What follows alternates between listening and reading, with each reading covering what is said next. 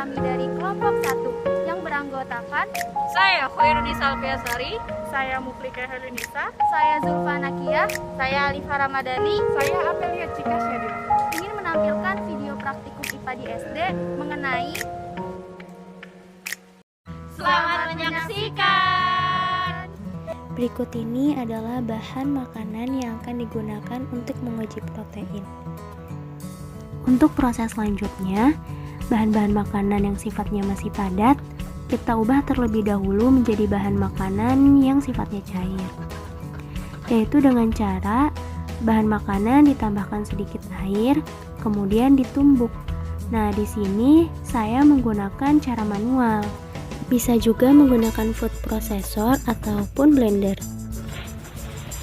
Kemudian jika sudah benar-benar halus, maka kita ambil airnya saja atau ekstraknya saja. Kemudian pindahkan kembali ke wadah semula. Ulangi sampai semua bahan makanan yang masih padat habis.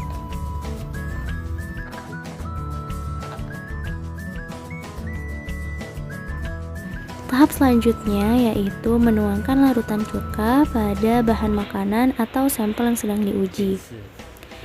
Nah, di sini kami menggunakan larutan cuka sebagai pengganti larutan biuret.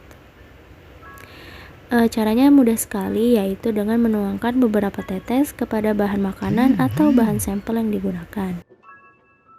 Saya menuangkan 15 hingga 20 tetes larutan cuka pada setiap bahan makanan. Selanjutnya, kita tunggu 3-5 menit. Kemudian bahan makanan yang mengandung protein akan terjadi penggumpalan. Untuk biskuit sendiri tidak sama sekali terjadi penggumpalan.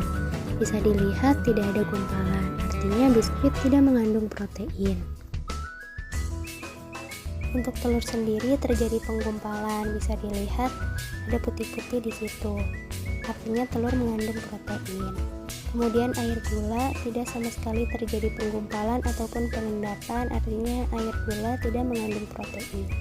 Untuk susu terjadi pengendapan dan penggumpalan, bisa dilihat seperti itu. Susu mengandung banyak protein. Kemudian untuk tempe terjadi penggumpalan dan pengendapan, artinya tempe mengandung protein. Untuk ayam juga mengandung penggumpalan, dan untuk roti terjadi penggumpalan sedikit sekali. Untuk tepung terjadi banyak penggumpalan hampir sama seperti susu. Kemudian ada cara kedua untuk kita mengetahui bahan makanan tersebut mengandung protein, yaitu dengan melakukan proses pemanasan. Yaitu cara kerjanya dengan siapkan air yang sudah mendidih. Kemudian bahan makanan yang sudah dimasukkan ke dalam wadah diletakkan di dalam air yang sudah mendidih tersebut. Untuk selanjutnya, kita masukkan larutan cuka sekitar 15 hingga 20 tetes pada bahan makanan dan kita diamkan kurang lebih 5-7 menit. Kemudian kita diamkan ini dalam keadaan api yang mati.